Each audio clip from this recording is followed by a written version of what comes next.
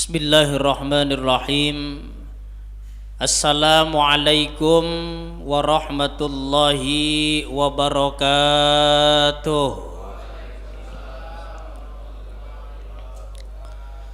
Alhamdulillahi rabbil alamin. Wabihi nasta'in ala umurid dunya waddin. Wassalatu wassalamu ala sayyidina Muhammadin wa ala alihi wa sahbihi ajma'in.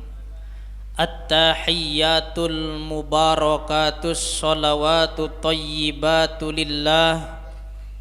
Assalamu alayka ayyuhan nabiyyu wa rahmatullahi wa barakatuh. Assalamu alayna wa ala ibadillahis salihin. Ashhadu an la ilaha illallah wa ashhadu anna muhammadar rasulullah, amma ba'du. Hadirin bapak-bapak majelis Porsima ya, Forum Silaturahim Masjid Sekirana. Semoga semuanya dalam keadaan sehat walafiat, panjang umur, gampang, mudah, halal, luas rezekinya. Amin Allahumma amin. Yang terhormat kepada Ustadz Afandi yang alhamdulillah doanya didengar oleh Allah sehingga saya bisa hadir pada pagi hari ini, pada subuh kali ini. Semoga Allah juga berikan kesehatan kepada beliau, amin. Dan juga kepada Ustadz Yunoko yang alhamdulillah hadir pada subuh hari ini sebagai ketua dari Forum Silaturahmi atau Silaturahim sih, Silaturahmi Masjid Sekirana. Semoga beliau juga sehat, panjang umur. Juga kepada para jamaah yang alhamdulillah mungkin di antara hati dan kolbu para jamaah mendoakan saya supaya sehat. Semoga dibalas pula oleh Allah dengan kesehatan dan rizki yang banyak, amin Allahumma amin. Hadirin para jamaah yang dimuliakan Allah subhanahu wa ta'ala, pertama-tama marilah kita panjatkan rasa syukur kita kepada Allah subhanahu wa ta'ala yang sampai subuh hari ini masih terus mengalirkan, menaburkan, menghujani kita dengan banyak kenikmatan sehingga kita semua dapat berkumpul di tempat yang mulia ini, amin. Sebab tanpa pertolongan Allah, tanpa anugerah dari Allah, kita ini tidak bisa apa-apa. Bener apa enggak ya? Dikasih sakit aja nggak bisa ngapa-ngapain. Ya, banyak orang yang kepalanya kelayangan sekarang, sering pusing gitu. Kenapa? Kepalanya sering pusing secara fisik itu mungkin karena cuacanya panas. Ya, Bekasi udah kayak di Arab Saudi. Udah mah panas minumnya es. Nah itu bikin kelayangan. Tanpa ada pertolongan Allah, tanpa ada izin Allah, kita ini tidak bisa apa-apa. Maka dari itu, selagi kita masih bisa berpikir, bertafakur, bertadabur, maka jangan lupa untuk bersyukur kepada Allah subhanahu wa ta'ala. Tadi subuh alhamdulillah saya syukur banget sama Allah. Begitu bangun, alhamdulillah ya Allah, kepala gak terlalu pusing. Badan biasanya bangun tidur sakit semua, hari ini enggak. Maka saya berangkat, ya, saya mandi, wudu, berangkat. Nah ini kalau tidak adanya izin dan pertolongan Allah, gak mungkin nyampe di Kirana. Tapi dengan izin Allah subhanahu wa ta'ala, kita dapat bermuajahah bermujalasah di dalam majlis yang mulia ini. Alhamdulillah. Salawat dan salam semoga tercurah kepada baginda alam, Nabi agung, Nabi mulia, yaitu Nabi Muhammad sallallahu alaihi wasallam. Bapak-bapak, kemarin pas artefak Nabi mampir di Gedung Juang, pada kesana apa enggak? Enggak sempet ya. Kemarin kan tanggal 5, tanggal 6 sampai tanggal 7 itu ada artefaknya Rasulullah sallallahu alaihi wasallam. Original katanya ya. Bayar kalau dewasa 50.000. Kalau anak-anak umur SMP ke bawah itu bayarnya 25.000. Murah. Bapak-bapak ke Mekah juga belum tentu nemuin. Betul apa enggak? Sana ada pecinya Kanjeng Nabi. Saya lihat pecinya ditaruh di meja, kemudian dikelilingi oleh mika kayak kaca begitu. Itu diameternya kurang lebih berapa ya? Ada kali 2 jengkalan. 2 jengkal berapa tuh? 2 tekel ya, 2 tekel kecil. Itu Masya Allah, pecinya Kanjeng Nabi itu gede. Kalau dipakai sama saya kelelep. Ya, peci saya aja nomor 5 kok. Apalagi pakai pecinya Kanjeng Nabi. Itu saya berpikir berarti orang-orang pada 1400 tahun yang lalu secara fisik orangnya besar. Pedangnya Khalid bin Walid dipajang di situ. Genggaman tangannya itu gede, Pak. Itu kalau kita pegang nggak bisa megang cup begini. Begini pasti ngerenggang. Berarti tangannya Panglima Khalid bin Walid itu besar. Sekarang kok zaman sekarang semakin ciut, semakin ciut, semakin ciut, lama-lama jadi jenglot. Ya. Makin kecil makin kecil. Orang zaman dulu fisiknya besar. Orang zaman dulu sehat.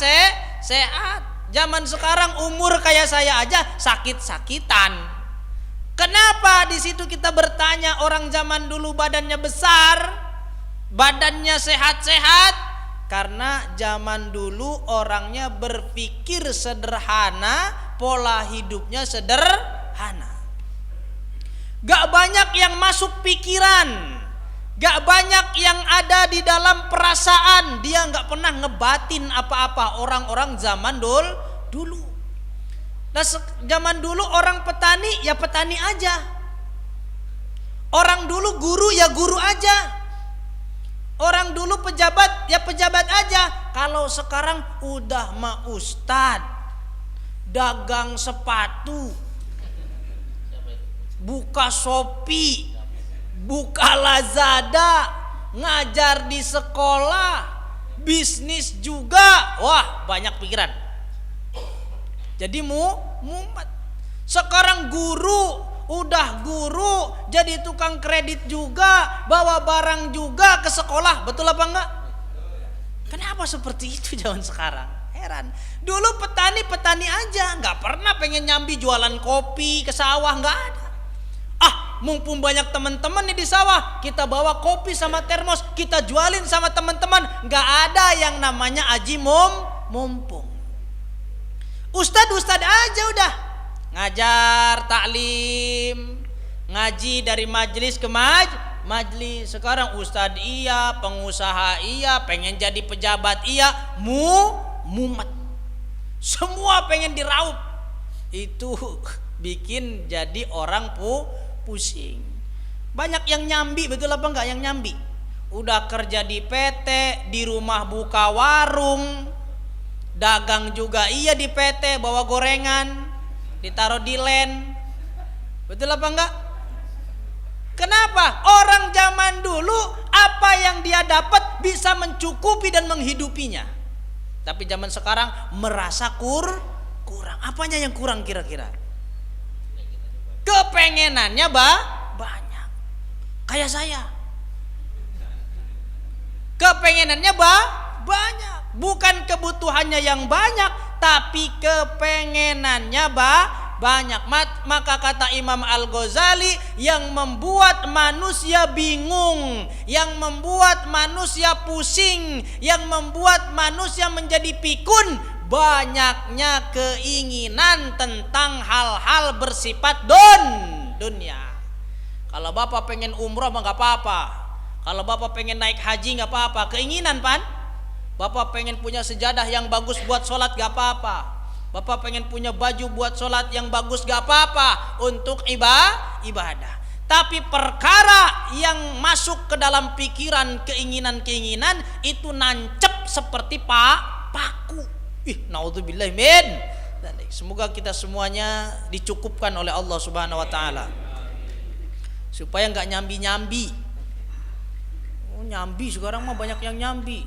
Bapaknya kerja di PT, ibunya suruh jualan, betul?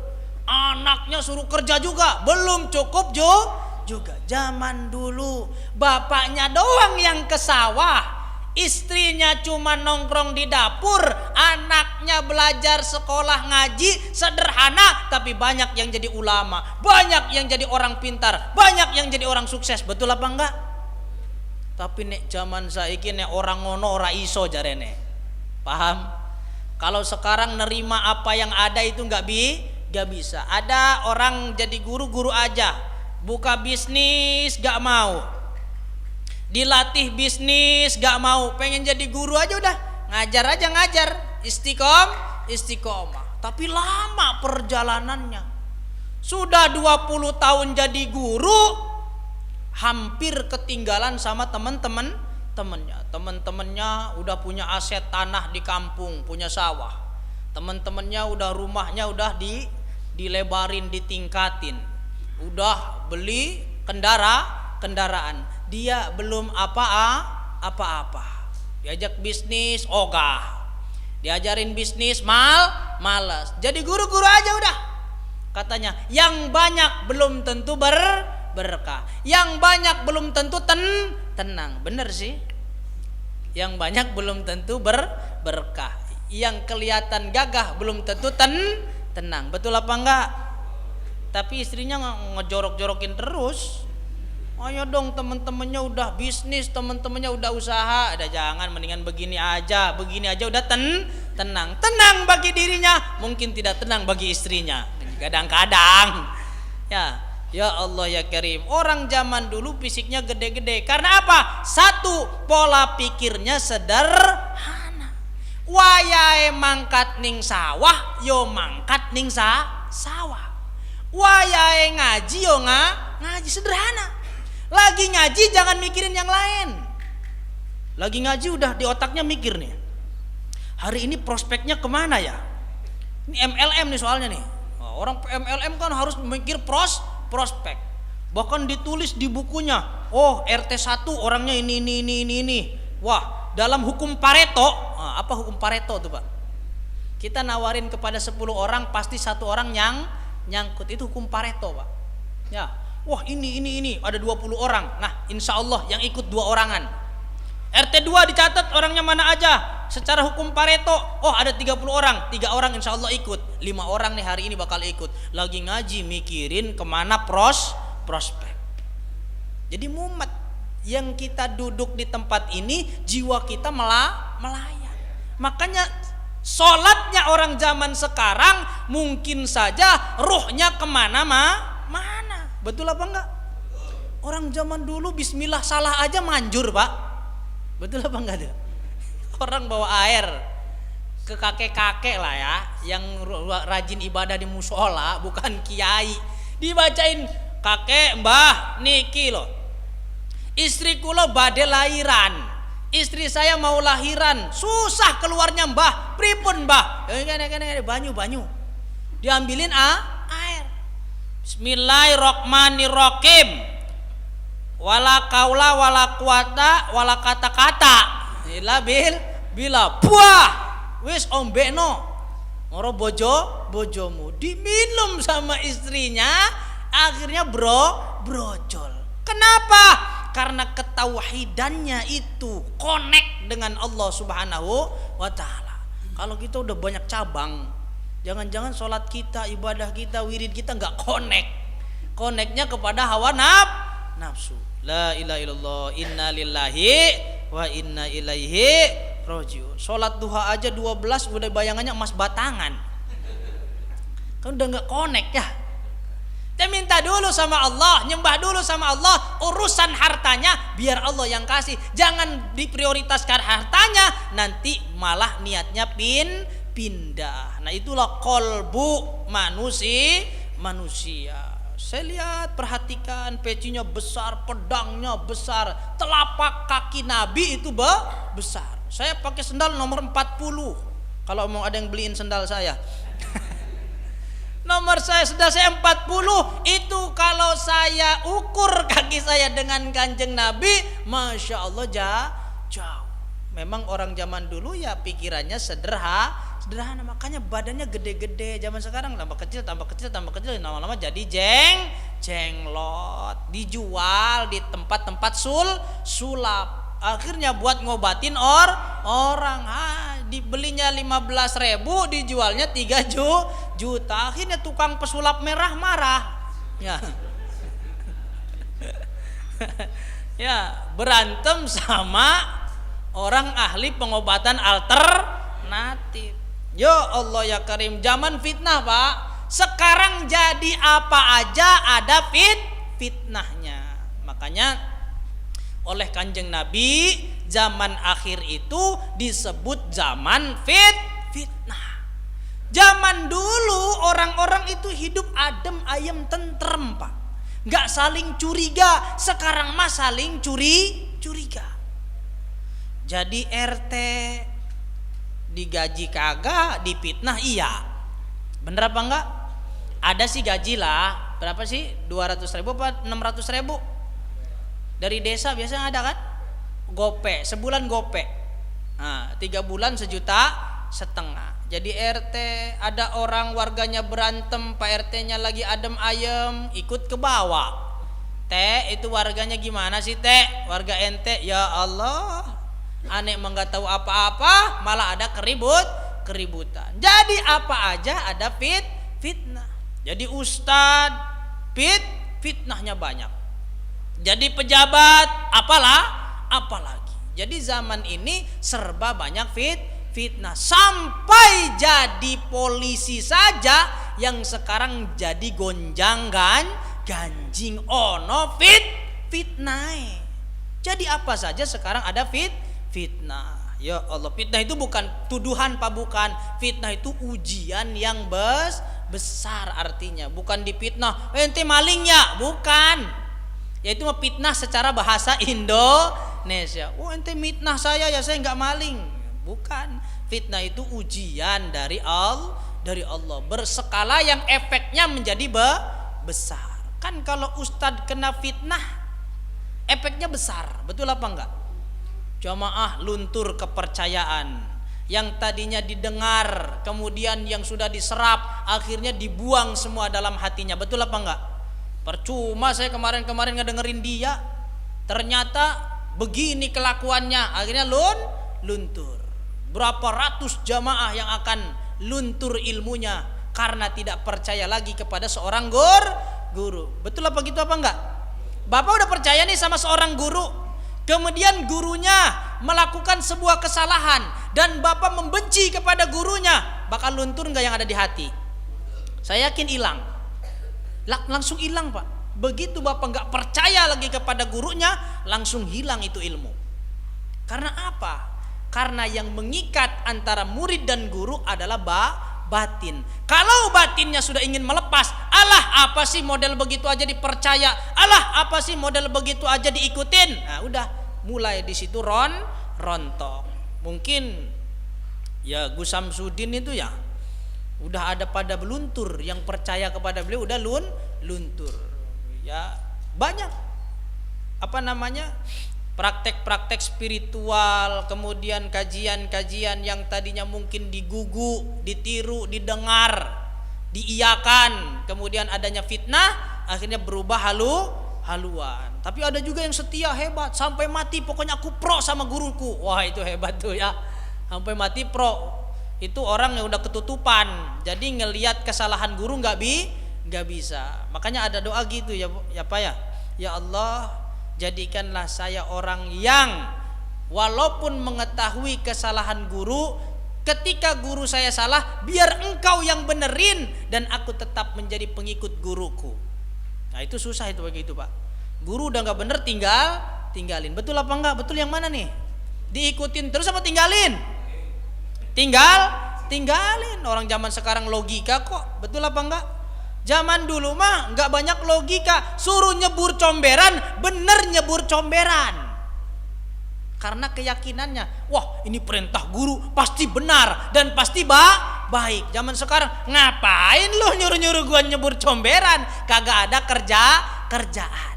Tapi zaman dulu kata kiainya, nyebur comberan, ayo nyebur, bismillah 3 kali. Bismillahirrahmanirrahim, nyebur jadi ulama. Karena apa? Robitotul qalbi, hatinya yakin dengan apa yang dikatakan oleh guru. Kalau di dalam majelis manakib itu ngelihat kesalahan guru, nggak boleh langsung ditafsiri kesalahan. Kalau di dalam majelis manakib, majelis torikoh, nggak boleh. Jadi kita memandang salah langsung husnudon, mungkin guru punya tujuan yang lain, gitu biasanya. Tapi kalau langsung memandang negatif, seketika itu juga ilmu yang telah diberikan akan terhapus dari hatinya. Angel kan berguru kan? Makanya Nabi Musa berguru sama Nabi Khidir aja gagal. Kenapa? Banyak kritik, banyak perkara yang bersinggungan dengan ilmunya Nabi Musa. Kata Allah, ya Musa, man a'lamu fil dunya, man a'lam fil alamin. Siapa yang paling mulia di dunia ini? Siapa yang paling alim di dunia ini? Kata Nabi Musa, saya yang paling alim ya Allah.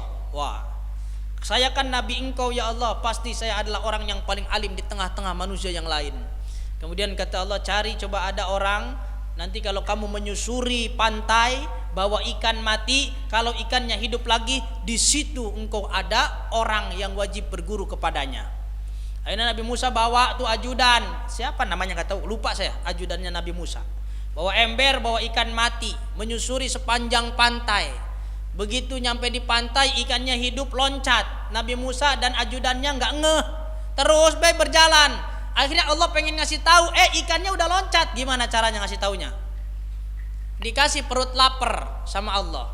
Nabi Musa lapar, ajudannya lapar. Ajudannya bilang, ya Nabi Allah, wahai Nabi Allah Musa, perut kita udah lapar. Gimana kalau sebagian ikan yang ada di ember ini kita panggang, kita bakar, kita makan? Akhirnya pas dilihat dari ember udah nggak ada ikannya, udah pada loncat. Oh, ini udah pada nggak ada ikannya. Di mana? Mundur. Putar balik Nabi Musa dengan ajudannya. Begitu sampai sana, udah kelihatan ada di situ ikan-ikan hidup. Barulah ketemu dengan Nabi Khidir alaihissalam. Siapa nama Nabi Khidir aslinya? Ada yang tahu nama Nabi Khidir aslinya? Kalau di kitab kitab Daqiqul Akhbar kalau nggak salah. Barang siapa yang tahu nama asli Nabi Khidir masuk surga. Asal sholat, zakat, puasa, haji. Ya iya bener lah. Bener Pak, masa masuk surga gara-gara ngapalin nama Nabi Khidir? Maksudnya syarat dan ketentuan berlaku loh, gitu loh.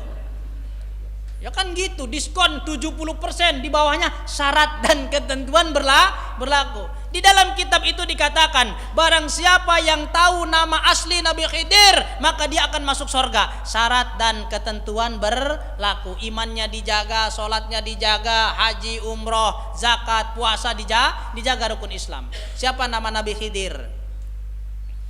Khidir kan cuman julukan, lakob, alamul lakob. Siapa namanya Nabi Khidir? Masa nggak ada yang tahu? Cuma cung-acung. Bawa duit lagi, ntar kalau habis ngaji nih bawa duitnya. Ada nggak yang tahu? Mungkin bapak-bapak pernah tahu, pernah dengar namanya. Bener nih, nggak ada yang tahu bener? Apa pura-pura? Oh supaya ustadz ngerasa pinter sendiri, udah biarin dia, diem aja dah. Bener nggak ada yang tahu? Beneran ini? Namanya Balya bin Malkan. Nama Nabi Khidir itu Balya, bapaknya namanya Malkan. Udah hafal belum? Masuk surga. Alhamdulillah. Bener Pak, ada itu di dalam kitab ya Ustaz ya. Ada di dalam kitab pesantren. Barang siapa yang tahu nama asli Nabi Khidir, maka dia akan masuk surga. Syarat dan ketentuan berlaku. Jangan musyrik, jangan berbuat dosa besar. Ya, tapi kita tak tahu. Apal nggak tadi apa namanya Pak? Langsung apal semua. Apa namanya? Balya bin Malkan, itu nama asli Nabi Khidir. Itu Nabi Musa belajar sama Nabi Khidir, ngelihat kelakuan Nabi Khidir menyimpang. Betul apa enggak? Perahu bagus-bagus dibocorin. Nabi Musa nanya dengan logikanya, ngapain perahu bagus-bagus dibocorin? Mubazir model begini nih, kata Nabi Musa dengan kacamatanya Nabi Musa. Kata Nabi Khidir, no, udah nanya tadi kan syaratnya kalau belajar sama saya jangan ngeritik saya, kata Nabi Khidir. Tapi susah begini nih, susah ya. Akhirnya ketemu anak kecil dicekek, mati lagi. Nabi Musa kan bertanya, ya gimana sih ini? Anak kecil lagi main, lagi anteng dicekek. Aduh, tuh nanya lagi 2 kali. Ada rumah doyong dibangun jadi kokoh jadi bagus, kemudian ditinggalkan. Kata Nabi Musa, ente gimana sih? Ini kan rumah nggak ada penghuninya. Rumah udah mau roboh kok dibenerin terus ditinggalin, nggak minta gaji lagi. Udahlah, ada firaku baini wa bainik. Inilah saatnya antara aku dengan kamu harus berpisah. Ternyata kamu nggak bisa berguru sama saya. Kata Nabi Khidir alaihissalam, nggak bisa ente guru sama saya, nggak bisa. Terlalu kritis. Tapi harus ada 2 orang seperti itu. Orang yang berpandangan syariat secara secara fisik, secara kasat mata, dan ada orang yang mengerti hakikat. Apakah keduanya bertentangan? Tidak bertentangan. Ini sedang menjabarkan bagaimana sudut pandang syariat kasat mata dan bagaimana sudut pandang syariat yang secara hakikat. Akhirnya Nabi Musa kan nggak jadi kan? Di Qur'annya kan ada firaku baini wa baini. Saatnya kita berpisah. Baru diterangin kenapa perahu begini. Oh, baru keluar. Oh, murid tuh kalau udah diterangin guru yang tadinya nggak paham, ngeratak ngeritik baru keluar. Oh, nih tadi anak kecil yang lari, saya cekek langsung mati. Nanti gedenya bakal jadi ahli maksiat, nanti di desanya akan nyebar fitnah. Oh, daripada dia tumbuh gede nanti banyak dosa, mendingan saya matiin aja semenjak kecil. Tapi bapak-bapak jangan begitu. Pokoknya bapak-bapak nggak pantas ngikutin ilmu Nabi Khidir. Udah saya langsung ketok palu tuh. Ntar ada bocah, ada bengal sedikit, cekek lagi. Oh, ini gedenya nih bakalan jadi fitnah nih. Kayak cekek, mati kamu. Nggak bisa Pak. Bapak nggak bisa berada di garisnya Nabi Khidir alaihissalam. Bapak ada hidupnya di garis Nabi Musa. Ngelihat orang maling, ya udah hukum sesuai dengan hukumnya. Ngelihat bocah bengal, ya jangan dicekek, dididik, disekolahin, dinasehatin. Ya itu kalau ngelihat bocah bengal. Jangan pakai ilmu Nabi Khidir. Saya ketokin palu di majelis ini. Saya katakan kita semua tidak layak mengikuti apa yang dilakukan Nabi Khidir yang ada di dalam surat Al-Kahfi. Sebab ilmu kita belum nyampe. Dengan diri kita aja masih banyak hijab. Betul apa enggak? Kita Pak kenal diri sendiri aja nggak kenal, apalagi kenal Allah. Yang paling dekat dengan tubuh kita, yang paling dekat dengan napas kita nggak kenal. Ini babnya bab ini nih, bab kolbu. Bener apa enggak nih? Jangankan ngaku kenal Allah, kenal kepada Rabbul Alamin, penguasa jagat raya. Jangan pernah ngaku seperti itu sebelum kita mengenal yang menempel pada diri kita sendiri. Yo bapak-bapak, bisa bedakan gak mana keinginan dari nafsu dan mana keinginan dari nurani? Sudah bisa apa belum? Belum bisa. Betul apa enggak? Saya masih milih-milih, bertapa dulu. Ini keinginan dari mana datangnya ya Allah? Makanya dalam Islam ada yang namanya sholat istikharah. Ya Allah, keinginan ini muncul dari mana ya Allah? Tunjukkan saya. Apakah keinginan ini dari hawa nafsu atau keinginan ini dari hati nurani yang bersih? Akhirnya sholat, Allahu Akbar, mantep. Hanya satu tujuannya minta petunjuk. Nanti akan diarahkan oleh Allah. Kalau memang ini ya Allah jelek bagi kehidupan dan kematian saya, bagi ibadah saya, maka jangan dekatkan hal itu. Kalau hal ini baik untuk ibadah saya, untuk kehidupan saya, untuk akhirat saya, maka dekatkan, semakin dekatkan dan jadikan berada di dalam kehidupan saya. Udah diberikan petunjuk. Oh, ternyata makin jauh. Oh, berarti nggak bagus. Nah, gitu ya. Tapi jangan pas dijauhin sama Allah, kita malah ngejar. Jangan. Kita kan sudah minta petunjuk, pas begitu dijauhin sama Allah malah ngejar. Nantinya malah terjerumus. Na'udzubillah min itu. Islam ngajarin begitu sempurna. Rasulullah gak mau umatnya sengsara di dunia, gak mau umatnya sengsara di akhirat. Maka diajarkan jalannya. Bapak-bapak, makanya kalau minta tolong itu sholatnya jangan digabung. Paham maksud saya? Kan sudah pernah saya terangkan di sini ya beberapa bulan yang lalu. Bapak-bapak kalau minta duit ya jangan di sholat wajib lah. Bukan tempatnya. Sholat wajib mah satu untuk menembah kepada Allah. Yang kedua minta ampun atas dosa-dosa kita. Yang ketiga minta ridhonya Allah. Sholat wajib udah jangan pakai embel-embel apa-apa lagi, udah minta ampun, minta ridho sama Allah. Kalau mau minta duit, minta rizki lewat mana? Sholat mana tuh? Minta rezeki yang jauh dideketin, yang dari langit diturunin, yang dari bumi dikeluarin. Sholat apa itu namanya? Sholat duha kan udah diajarin sama Nabi. Ini mah minta duit di sholat wajib, minta jodoh di sholat wajib, ya numpuk di situ.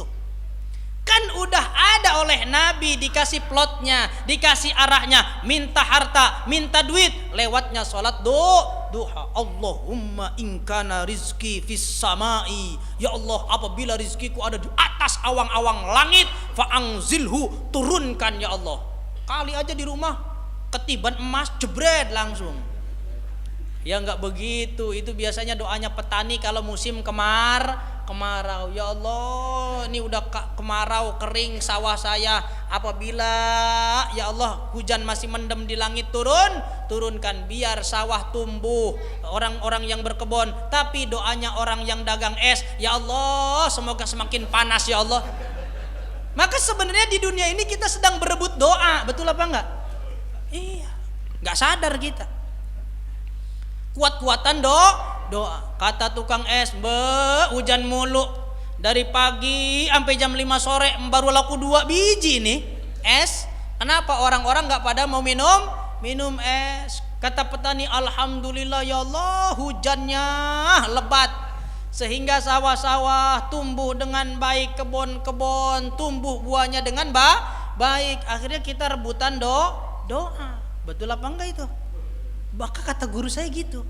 Sebenarnya di dunia ini kita berebut doa sama Allah. Makanya kita jangan egois kalau doa. Betul? Ya Allah, turunkan hujan. Sawah ini udah kering, tapi jangan hujan yang menjadi penghalang rizki bagi orang lain. Tuh hatinya bersih tuh. Hujan egois, ya Allah, hujan yang deras ya Allah. Biar tanah basah ya Allah. Tukang es biarin gak laku ya Allah. Wah, ini angel lagi angel. Kadang-kadang begitu. Jadi dokter Pak, hati-hati doanya. Jadi mantri, mana nih ya, hari ini sepi banget, kalau ada orang sakit apa? Hati-hati, saya digituin sama abah saya. Ente kalau jadi tukang ngobatin, kemudian gak ada yang datang kepada ente hari itu, jangan pernah berdoa, jangan pernah berharap ada orang sakit. Nah, terus doanya gimana? Ya Allah sehatkan semua ya Allah. Lah gak ada yang ke dia nantinya, gak dapet gimana coba doanya? Coba ajarin yang dokter, mana yang dokter? Gimana bapak-bapak dokter kalau berdoa? Pasti ngarepin pas lagi jaga di klinik gitu ya. Mana nih orang sakit nih? Gak datang, sepi amat ini klinik. Ya, jangan diharapin udah. Ya Allah, kalau ada orang yang sakit kita tolong, kalau nggak ada alhamdulillah pada sehat. Tapi jangan sampai rezeki saya ketutup ya Allah. Kasih rizki mungkin pada lewat jalur yang lain. Kan gitu. Jadi dukun kagak ada pasien banget nih hari ini nih. Kagak ada orang bangkrut apa? Kagak ada orang kesantet apa? Gitu ya. Jadi ustadz juga begitu, kagak ada yang mati banget hari ini, kagak ada tahlil apa? Nggak boleh doanya begitu. Ini sepi tahlilan nih, berkat kagak ada nih, beras udah gak ada. Begitu ada yang orang mati di masjid diumumin, innalillahi, alhamdulillah. Siapa yang mati? Siapa yang mati? Ternyata keluarganya sendiri. Nggak ngeh, ya Allah ya Karim. Naudzubillah min. Itu salah jalur. Ya, kalau mau nyari rizki, minta duit, minta rezeki, sholat duha, jangan dicampur di sholat wajib semuanya. Kalau kita pengen ada hajat khusus, pengen apa, punya hajat, ada sholatnya kan, namanya sholat. Ya sholat hajat, sholat hajat. Usolli sunnata liqodoil hajati. Apa hajatnya? Sebutkan kepada Allah. Allahu Akbar. Udah, jangan mikir yang lain, mikir Allah yang bisa mewujudkan hajat kita. Udah gitu aja. Iyyaka na'budu wa iyyaka nasta'in. Regepin di situ. Terus dihayatin sampai hajatnya dikabul oleh Allah. Itu cara Islam. Sudah diplot-plot ya. Kalau derajatnya pengen naik, spiritualnya pengen meningkat, kemudian ditempatkan fi maqamim mahmudah, di tempat yang terpuji, di hadapan orang-orang menjadi orang baik. Apa sholatnya? Sholat tahajud.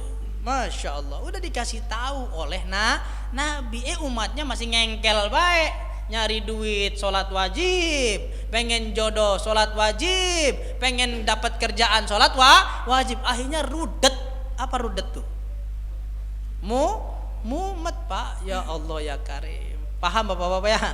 Nah, itulah Kanjeng Nabi sudah mengajarkan kita dengan begitu komplit. Kenapa merasa nggak komplit? Karena kita nggak baca buku panduan. Betul apa enggak? Punya mobil mau ngisi angin, kalau nggak dibaca buku panduan kita nggak tahu. Betul apa enggak? Berapa Pak tekanannya, kata tukang angin? Lah saya nggak ngerti, berapa ya? 50 aja 50. Wah meledak Pak. Ya, depan 50, belakang 60. Kagak ngerti, so ngerti, meledak. Bener Pak di segini? Bener, saya juga biasanya begitu. Masih so tahu lagi. Dimasukin 50 meledak. Dor. Kok meledak? Oh ini bannya udah tua, kata yang punyanya. Maklum meledak. Biasanya saya 50 nggak meledak katanya. Itu namanya menutupi kesalahan. Makanya jadi orang banyak baca panduan dalam kehidupan, yaitu agama. Bapak-bapak yang dirahmati Allah Subhanahu wa taala, kembali kepada urusan rohani. Kita menyambung aja lah babnya ya. Karena ini bab niat. Orang itu kenapa omongannya baik tapi tidak diterima baik? Mungkin niatnya jelek. Ini ada di sini ya. Mana tadi hadisnya? Nih. Qala ngandiko annar rajula, sesungguhnya seorang laki-laki, layatakallamu, ia berbicara bil kalami, dengan pembicaraan, ala kalamihi, yaitu di atas pembicaraannya itu al mukti, yang disampaikan, yanwi fihi al khaira, dia niat ngomongnya dengan kebaikan, maka akan diterima baik oleh hati manusia walaupun ucapannya tidak dimengerti. Paham gak maksud saya? Ada Pak, ngaji itu gak enak kedengerannya, tapi di hati adem, ngomongnya tuh gak jelas gitu. Bapak-bapak yang dimuliakan Allah Subhanahu wa taala, sekarang ini bahas tentang niat ya. Niat itu hadir di dalam hati. Terus bapak-bapak lakonin apa yang diniatin, itu bakalan jadi ibadah di sisi Allah. Ada gitu doang ya, enggak seru-seru banget lah, tapi nyampe ke dalam hati. Ada kok ulama model begitu, ada. Termasuk Imam Ghazali itu kalau ceramah nggak bisa. Imam Ghazali itu pinter nulis kitab, tapi kalau ceramah itu kurang enak didengar. Imam Al-Ghazali termasuk di Sarang ya, di pondok pesantren Sarang itu ada kiai yang kalau ceramah didengerin biasa-biasa saja, tidak ada sajaknya, tidak ada intonasinya, lurus aja, tapi santri menerimanya dengan ilmu yang banyak. Oh, dapatnya banyak ternyata. Walaupun ngomongnya nggak enak. Karena apa? Niat. Kata Nabi, barang siapa di dalam hatinya berbicara kebaikan dan dia niat, ini saya ngomong baik, ini saya tujuannya baik, maka akan sampai kepada hati orang lain, ditangkapnya kebaikan.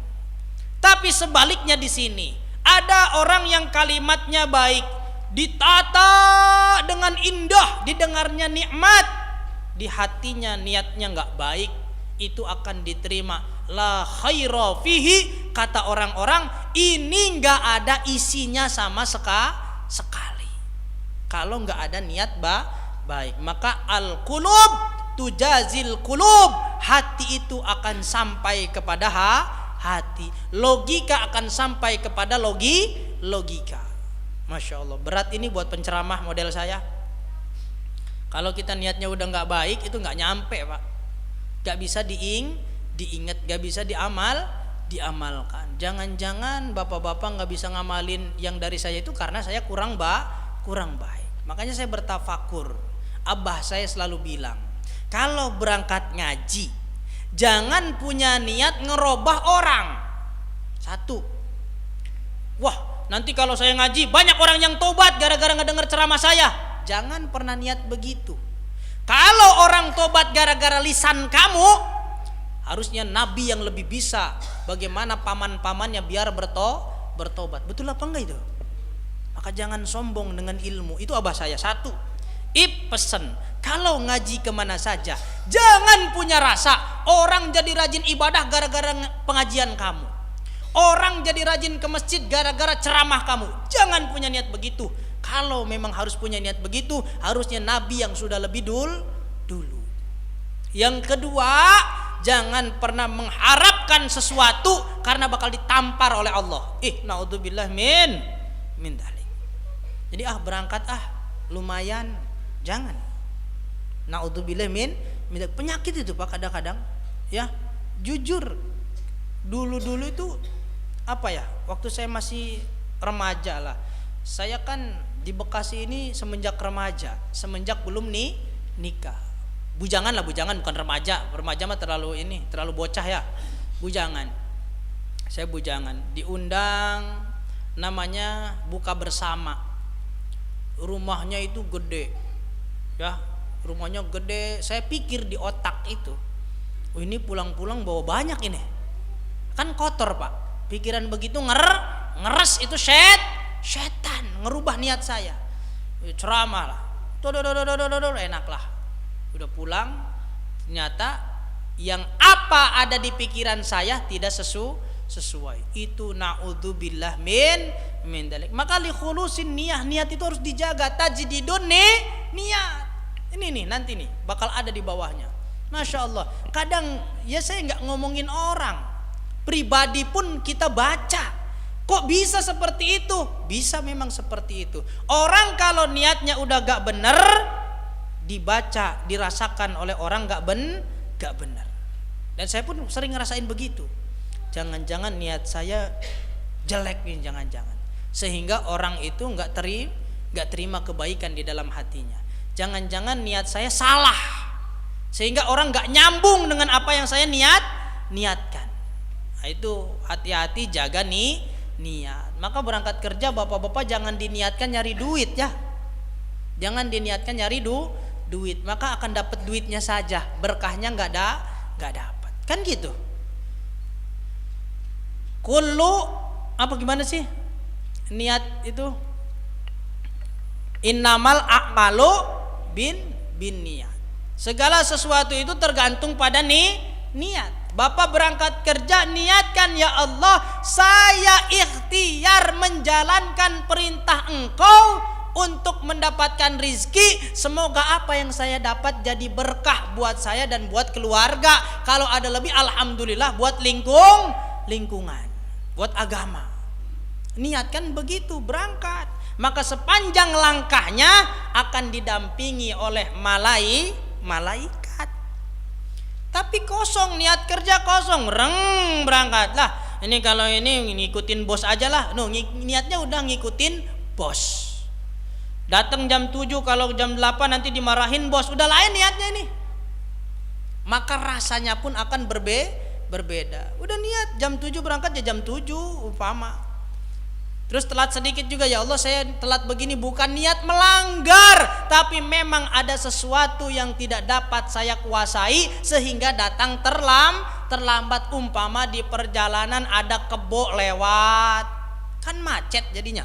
Kalau di jalan Pak, di sini mah mungkin mobilnya ini Lamborghini semua, jadi macetnya gara-gara mobil. Kalau di tempat saya itu macet karena kebo lewat banyak. Kalau sore-sore saya kalau mau ngaji ke arah Regensi maghrib itu kebo pada lewat, lama mobil tuh.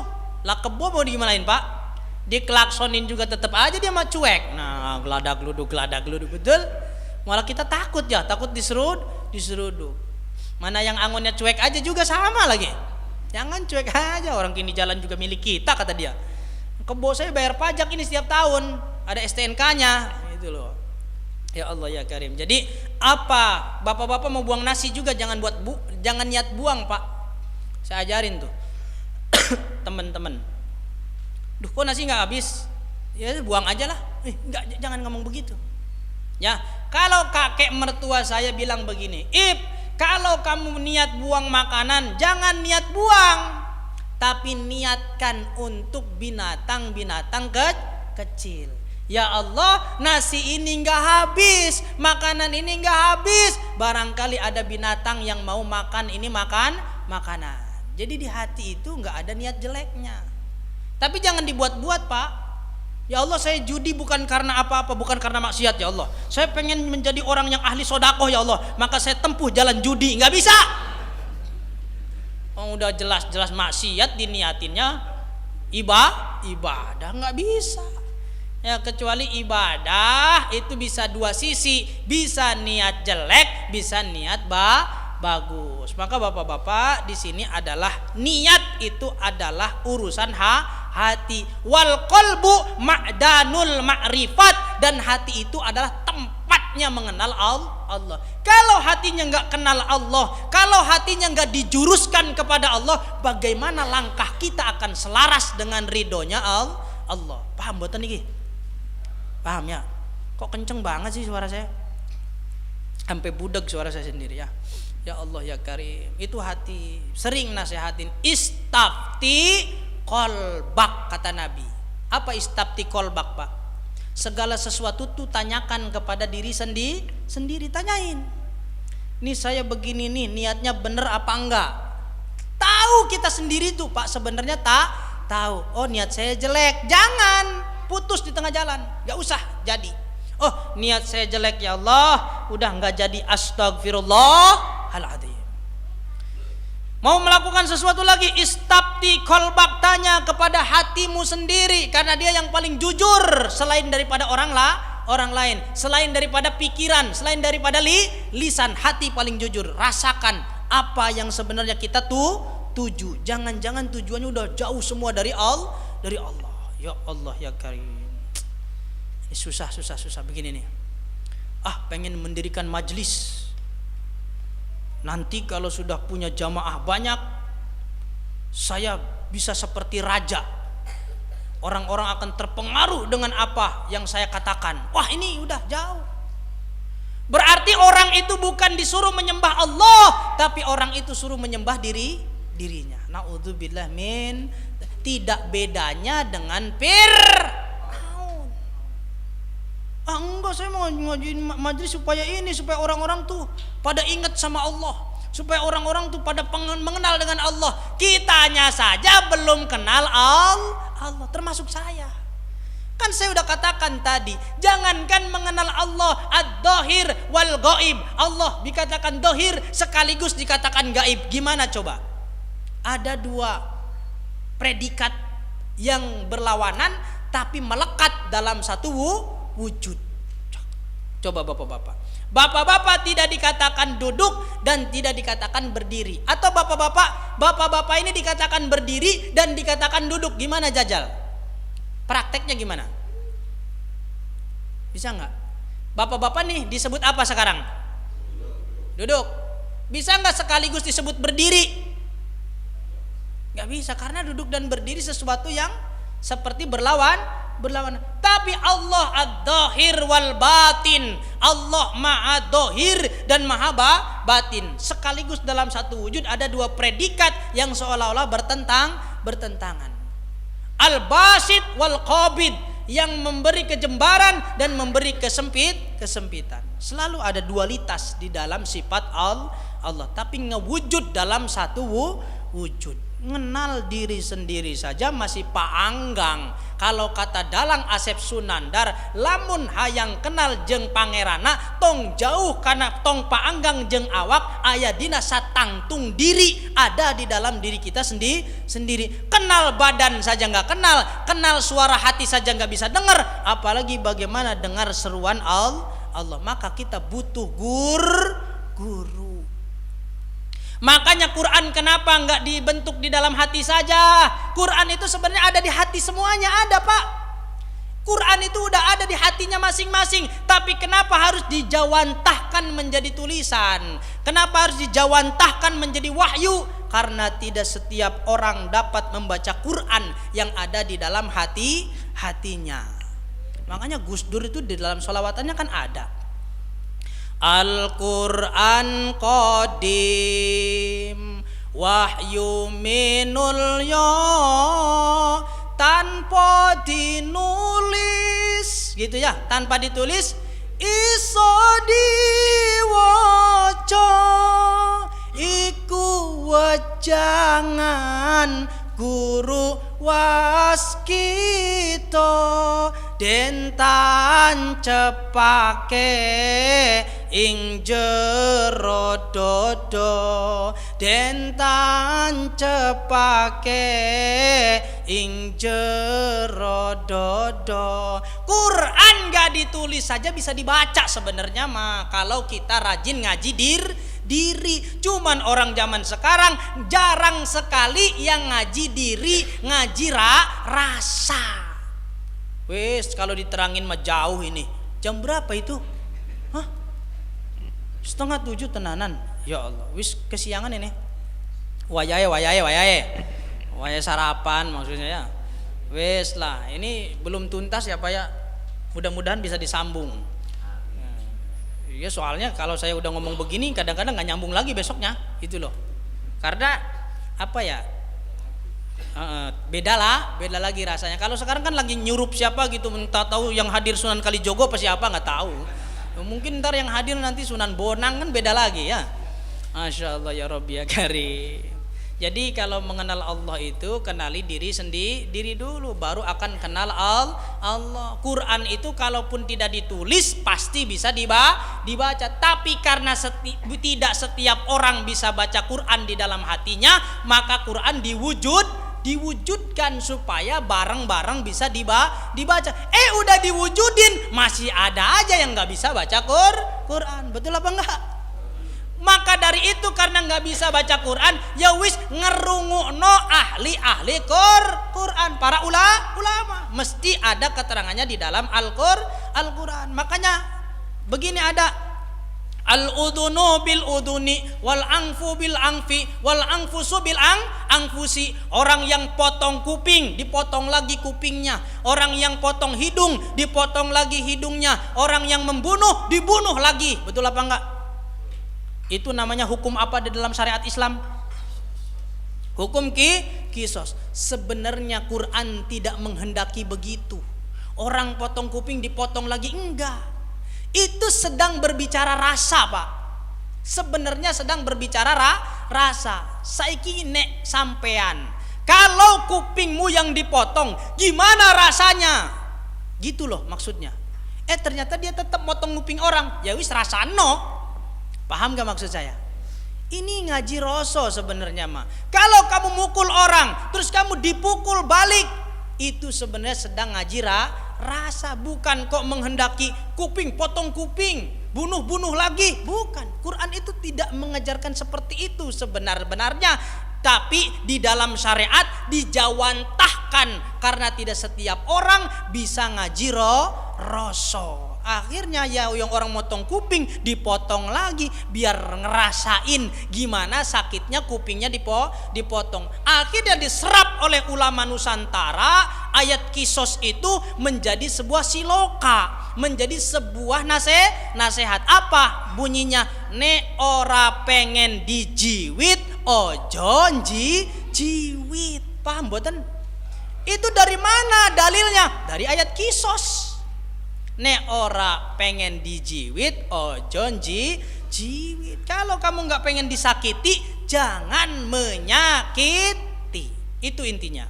Jadi kita ini harus belajar rasa. Kalau rasa akan bergelombang juga menemui rasa. Kalau logika akan menggelinding juga bertemu logika. Maka dari itu mudah-mudahan rohani kita selalu dibimbing oleh Allah Subhanahu wa taala, dan kita bisa menanyakan mana yang berasal dari nafsu, mana yang berasal dari ambisi, dan mana yang berasal dari syaitan. Amin Allahumma amin. Sama saya juga belajar bapak-bapak ya, jangan kok ngelihat saya nerangin kitab begini, oh berarti ustadz udah begini. Bukan, saya modal baca dan saya pernah berguru duluan saya daripada bapak-bapak. Mungkin dalam bab ini mungkin, tapi ada yakin di antara bapak-bapak yang lebih mengerti daripada saya yakin. Makanya guru sering bilang, jika kau datang ke dalam sebuah tempat membawa kekayaanmu, maka yakinlah di dalam batinmu di sana ada orang yang lebih kaya. Betul apa enggak? Apabila engkau datang kepada suatu tempat engkau membawa ilmumu, maka sadarilah di dalam batinmu di sana ada orang yang lebih alim daripada dirimu, cuman tidak mendapatkan forum karena ini forum saya. Ibaratnya ini adalah mic-nya saya. Mungkin ada di antara bapak-bapak yang lebih alim dan lebih makrifat daripada saya, karena nggak pegang mic jadinya nggak kedengeran. Paham bapak-bapak? Jadi ini kita belajar bersama. Jangan dikeren-kerenin lah ya. Keren itu udah ngamalin ilmu tasawuf, ini udah ngamalin ilmu thariqah. Enggak, sama hidup saya juga ya.